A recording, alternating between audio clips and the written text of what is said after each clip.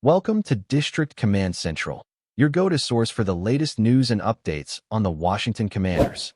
Don't forget to hit that subscribe button and ring the bell so you never miss a play. Man, it's getting hard to be a Washington Commanders fan right now. You can feel it in the air, that heavy, awkward silence that hits after another Sunday of disappointment. 3 wins, 5 losses, and a locker room full of question marks. The season isn't technically over, but emotionally, it feels like it's already fading into next year. And if you've been watching closely, if you've been paying attention to what's happening on the field, you can see exactly what's being exposed week after week. This roster's got an age problem. It's not just about the losing streak. It's about watching veterans who once ran the show now struggling to keep up. There's no burst, no juice, no fire. The Commanders have become a team of old legs chasing young talent, and that's not a formula for survival in today's NFL. When Adam Peters took the GM job, the man inherited a mess. Let's be real. He didn't just walk into a rebuild. He walked into a salvage yard. The roster was a patchwork of desperation moves, contracts that didn't age well, and a culture that had forgotten what winning football even looked like. Peters didn't have the luxury of tearing it all down right away. He had to be smart, methodical. He brought in veterans who could keep the team competitive without blowing up the cap. Guys like Bobby Wagner and Zach Ertz. Leaders, professionals, men who know how to set a tone in the locker room. For a moment, it worked. Last season, that combination of youthful spark from Jayden Daniels and veteran experience looked like it could be the start of something real. But this year, that mix has curdled. The age on this roster has become the headline, and every Sunday it's getting harder to ignore. Wagner, who once commanded defenses like a maestro, is suddenly a step behind. The man's instincts are still there, that football IQ, that veteran awareness, but instincts can't make up for speed that's just gone. You can see it in coverage, when tight ends and running backs peel off, and he's a half-second late. And Ertz, bless him, he's still fighting, still catching those red zone balls, still doing the dirty work. But 76 yards after the catch all season? That's not a misprint. That's a flashing neon sign saying, we're running out of gas. It's painful, because these are guys you respect, warriors of the game. But the truth is the Commanders have 22 players over the age of 30. That's not experience. That's inertia. That's a roster trying to play 2025 football with a 2015 motor. The NFC East isn't slowing down for anyone. The Eagles keep stacking athletes. The Cowboys always seem to reload. And even the Giants, yes, the Giants, have flashes of energy that Washington just doesn't match right now. Peters knows it. You can see it on his face on the sidelines, walking with head coach Dan Quinn during training camp, already thinking 5 moves ahead. He gambled this offseason by chasing value veterans, bringing in Von Miller, rolling the dice on short-term fixes, but the results haven't matched the vision. Washington's playing chess with checker pieces, and the league has figured it out. Now the talk inside the building isn't about playoff pushes or wildcard hopes. It's about evaluation. Who's part of the future, and who's just a name on the roster? Who's still fighting for something, and who's just running out the clock? Those are brutal questions, but they have to be asked. You can almost sense a coming purge, a fire sale waiting to happen. Darren Payne's name has been floated around more than once. A third-round pick could be the return, and honestly, that might not be a bad deal if Peters doesn't see him in the long-term picture. You can't cling to names anymore. You've got to chase upside. You've got to find the next wave, not keep holding on to the last one. And that's the crossroads Washington's sitting at right now. It's not about patching holes. It's about tearing out the foundation and rebuilding with youth, speed, and hunger. Because this league belongs to the fast, to the adaptable, to the relentless. Washington's got to start playing the long game again. That means more draft capital, more homegrown talent, more players like Ben Sinnott, Jordan McGee, and Kane Medrano getting real snaps. You don't know what you've got until you play them. These final games of the season, they shouldn't be treated like meaningless garbage time. They're additions. Every down, every tackle, every rep is an application for the 2026 roster. But of course, there's still one wild card in all of this, Jayden Daniels. The man, the myth, the heartbeat of this team. When he's on the field, the Commanders feel alive. Without him, they feel like a different franchise entirely. Watching Washington without Daniels is like watching a movie after the lead actor walked off set. The dialogue's there, the scenes go on, but the soul is missing. That knee injury, that hamstring strain, it's been a gut punch for a fan base desperate for something to believe in. Yet now, whispers are swirling that Daniels could be back at practice this week. The light at the end of the tunnel might not be an oncoming train after all. Coach Dan Quinn, ever the stoic, dropped a tiny hint Tuesday. Daniels had a good rehab session.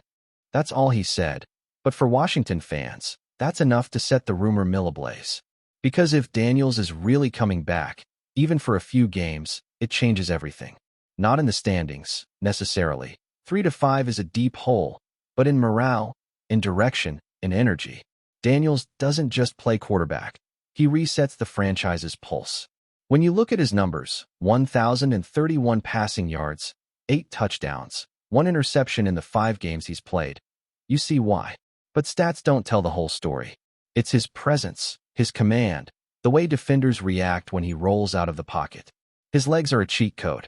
211 rushing yards and a touchdown might not sound revolutionary, but it forces defenses to hesitate, to play cautious. And that's when Washington's offense finds rhythm. With Daniels healthy, you can feel the swagger return. The huddle tightens up, the sideline buzzes, the crowd believes again. That's why his potential return against the Seahawks this Sunday night feels massive. Not because it suddenly turns Washington into contenders, but because it gives the organization something to evaluate, a glimpse of what this rebuild might actually look like once the pieces start to fit. Daniels is the nucleus. Everything Adam Peters does from here on out revolves around that man's development. Who protects him? Who complements his style? Who can actually run with him when he takes off downfield? Those are the questions shaping the Commanders' next era. And maybe that's the hidden blessing in this nightmare season.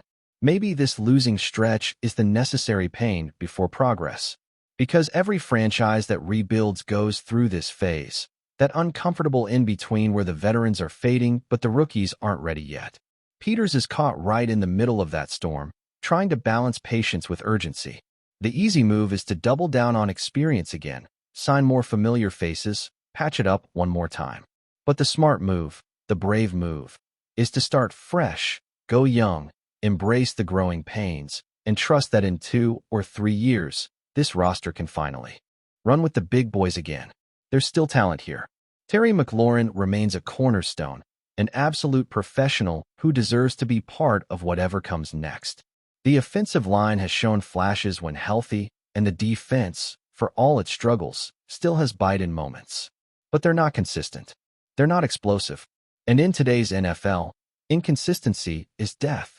So, as rumors swirl, as the trade deadline approaches, don't be surprised if Washington starts moving pieces. Don't be shocked if Peters gets aggressive, stockpiling picks like gold bars. Because the message is clear. This version of the Commanders has reached its expiration date. What comes next depends on whether the front office has the courage to let go. And maybe, just maybe, that process starts now, with a humbled, hungry, younger Washington team ready to grow around Jayden Daniels. Fans might not love it in the short term, but in the long run, it's the only way forward. The Commanders don't need another quick fix. They need identity. They need energy. They need speed. Because if this season has taught us anything, it's that the old guard can't keep up with the new game. And so, here we are again. Another fall in D.C., another year slipping away. But somewhere between the frustration and the faint hope, between the aging stars and the flashes of youth, there's a quiet sense that something's changing. Maybe this is rock bottom. Maybe it's the start of something better. Either way, the Commanders can't hide from the truth anymore. The rebuild isn't coming.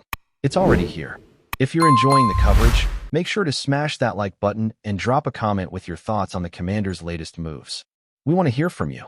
Terry McLaurin, the star wide receiver who has been one of the most consistent offensive threats for the Washington Commanders over the past few seasons, has finally broken his silence, and what he said is sending shockwaves through the NFL world.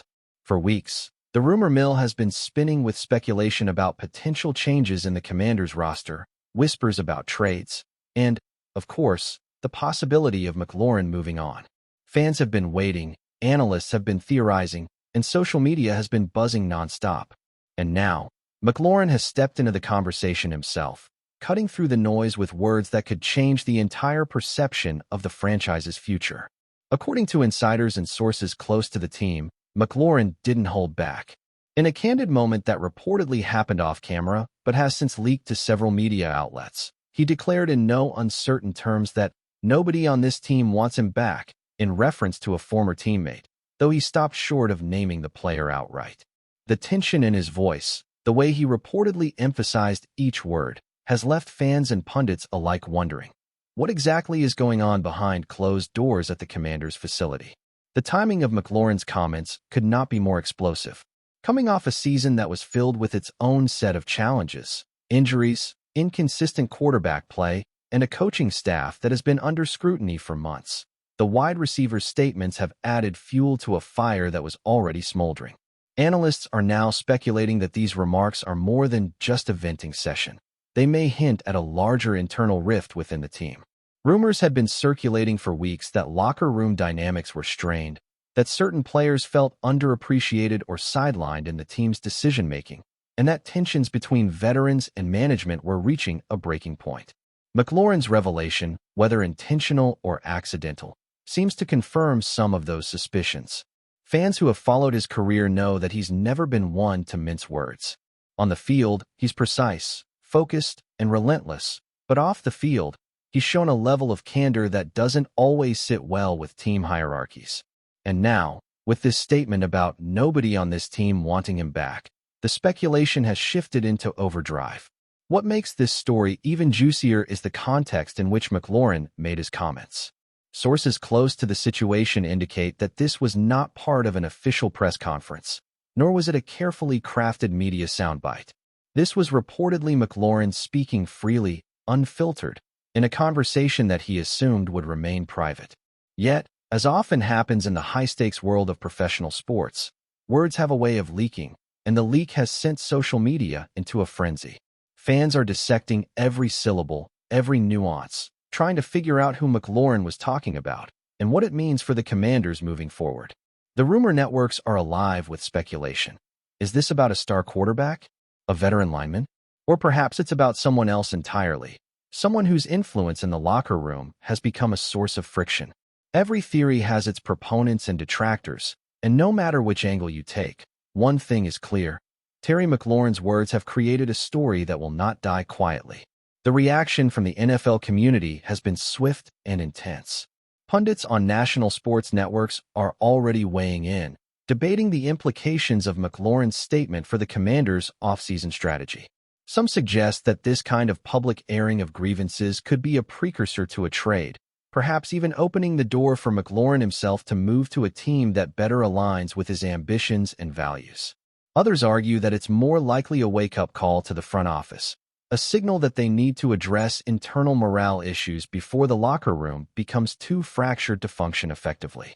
Either way, the fact that a player of McLaurin's caliber has spoken so openly about internal tensions is remarkable in today's NFL, where players are often coached to maintain a public image that prioritizes unity over honesty.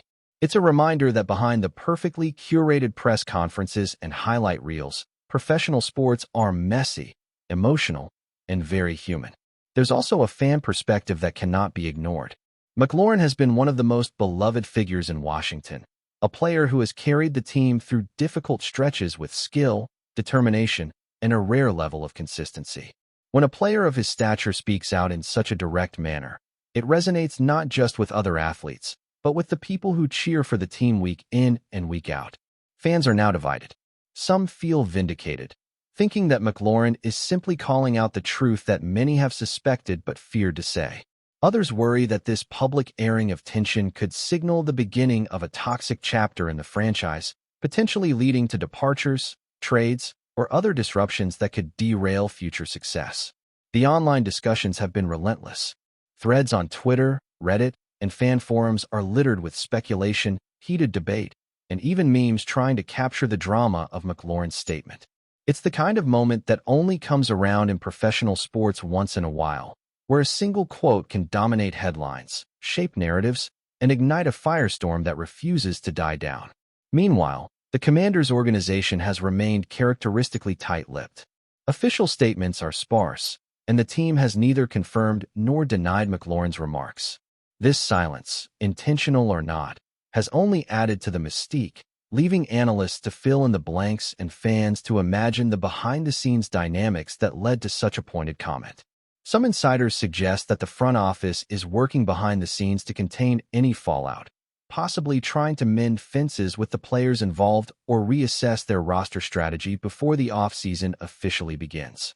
Others hint that this may be the start of a longer, more public drama that could play out over months, influencing draft decisions, trades, and even coaching strategies.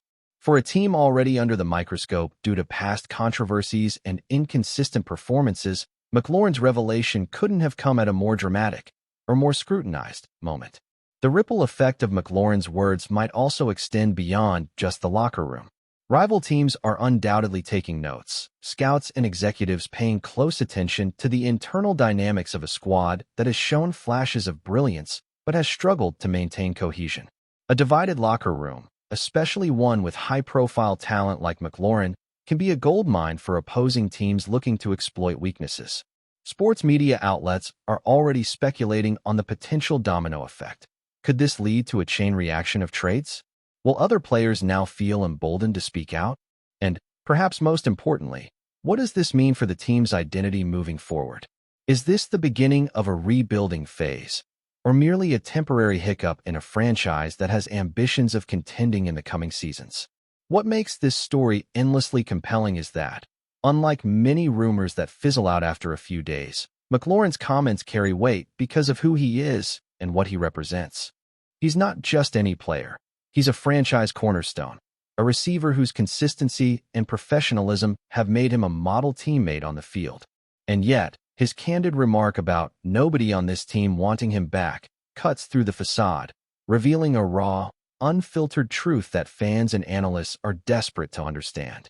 Every NFL insider knows that locker room dynamics can make or break a season, and when someone of McLaurin's stature speaks so openly, it demands attention. The rumor mill, which has been running at full speed for weeks, now has a central figure around whom the narrative can pivot, creating endless opportunities for speculation, debate, and yes, drama. In the end, Terry McLaurin's breaking of his silence is not just a quote. It's a story that encapsulates the messy, unpredictable, and deeply human side of professional sports. It's a glimpse behind the curtain, a rare moment when an athlete allows the public to see tension, frustration, and perhaps even disappointment in a way that is rarely acknowledged in the polished world of the NFL. Whether this leads to a major shakeup for the Commanders, a new chapter for McLaurin, or simply fuels the endless cycle of speculation that fans live for, one thing is undeniable. The ripple effect of these words will be felt for months to come. The rumor, the drama, the tension, it's all real, it's all raw, and it's just getting started. For fans, analysts, and rival teams alike, McLaurin's declaration is a story that demands to be followed, dissected, and debated. Because in the world of professional football, few things are more captivating than the intersection of talent, ego, and the unspoken truths of a locker room in turmoil. Thanks for tuning into District Command Central. Make sure to subscribe and follow us for all the Commanders news you need. Until next time, keep the faith and hail to the Commanders.